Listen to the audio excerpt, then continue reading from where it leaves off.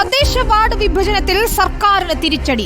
സർക്കാരിന്റെ വാർഡ് വിഭജന ഉത്തരവും ഡീലിമിറ്റേഷൻ കമ്മീഷൻ വിജ്ഞാപനവും ഹൈക്കോടതി റദ്ദാക്കി. കൊടുവള്ളി, ഫറൂഖ്, മുക്കം, പാനൂർ, പയ്യോളി, പട്ടാമ്പി, ശ്രീകണ്ഠാപുരം മുനിസിപ്പാലിറ്റികളിലെ വാർഡ് വിഭജനം നിയമവിരുദ്ധമെന്ന് ഹൈക്കോടതി വ്യക്തമാക്കി. 8 നഗരസഭകളിലെയും 1 ഗ്രാമപഞ്ചായത്തിലെയും വാർഡ് പുനർവിഭജനമാണ് റദ്ദാക്കിയത്. ശ്യാം ദേവരാജ് ചേരുന്നു വിശദാംശങ്ങളുമായി. ശ്യാം, സർക്കാരിനെ സംബന്ധിച്ചിടത്തോളം തിരിച്ചടി നേരിട്ടിരിക്കുന്നു. വാർഡ് വിഭജന ഉത്തരവ് മാത്രമല്ല, ഡീലിമിറ്റേഷൻ കമ്മീഷൻ വിജ്ഞാപനവും ഹൈക്കോടതി റദ്ദാക്കിയിരിക്കുകയാണ്. എന്താണ് വിശദാംശങ്ങൾ?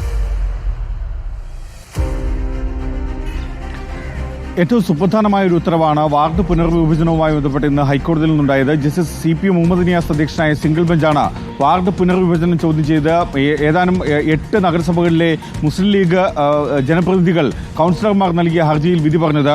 ഇതിൽ സർക്കാരിന് തിരിച്ചടിയാകുന്ന ഒരു നിലപാടാണ് ഹൈക്കോടതി സ്വീകരിക്കുകയും ചെയ്തത്. 8 നഗരസഭകളിലെയും 1 ഗ്രാമപഞ്ചായത്തിലെയും വാർഡ് പുനർവിഭജനമാണ് ഹൈക്കോടതി റദ്ദാക്കിയത്. അതിന്റെ നടപടികളാണ് ഹൈക്കോടതി റദ്ദാക്കിയത്. സർക്കാരിന് ഈ 8 നഗരസഭകളിലെയും 1 ഗ്രാമപഞ്ചായത്തിലെയും വാർഡ് പുനർവിഭജന നടപടികളുമായി മുന്നോട്ട് പോകാനും കഴിയില്ല.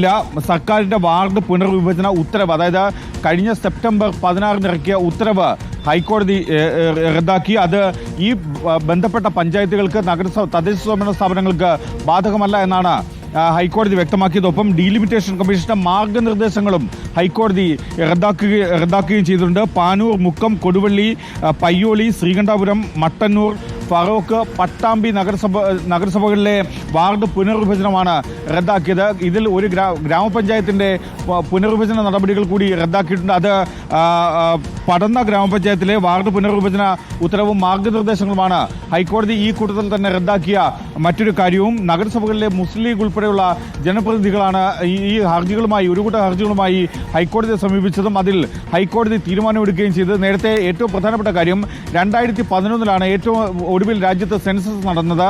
ആ സെൻസസിന്റെ അടിസ്ഥാനത്തിലാണ് 2015 തദ്ദേശ സ്വയംഭരണ തെരഞ്ഞെടുപ്പിന്റെ സമയത്ത് വാർഡ്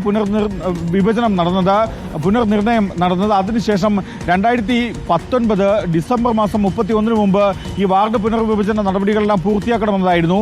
അതിനുശേഷം 2021 നടക്കേണ്ട സെൻസസ് ഇതുവരെയും നടന്നിട്ടുമില്ല. അങ്ങനെ പുതിയ സെൻസസ് നടക്കാത്ത സാഹചര്യത്തിൽ ഇത് ഈ നഗരസഭകളുടെ നിയമവുമായി ബന്ധപ്പെട്ട മുനിസിപ്പാലിറ്റി ആക്ടിന് വിരുദ്ധമാണെന്നടക്കമുള്ള കാര്യങ്ങളാണ് ഹർജിക്കാർ ചൂണ്ടിക്കാട്ടുകയും ചെയ്തിരുന്നത്. ആ വാദങ്ങളെല്ലാം ഹൈക്കോടതി അംഗീകരിക്കുകയും ചെയ്തു. എന്നാൽ സർക്കാർ ഉയർത്തിയിരുന്ന ഏറ്റവും പ്രധാനപ്പെട്ട വാദം സർക്കാരിന് വാർഡ് പുനർവിഭജനം നടത്താനുള്ള അധികാരമുണ്ട് എന്നതായിരുന്നു.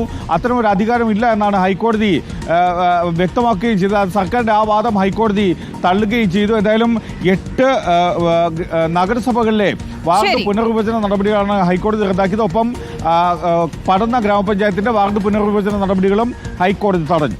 ശ്യാം ദേവരാജാണ് വിവരങ്ങൾ നൽകിയത്. നിയമ നടപടികളുമായി മുന്നോട്ട് പോകുമെന്നതാണ് മുസ്ലിം ലീഗ് ഇപ്പോൾ പറയുന്നത്.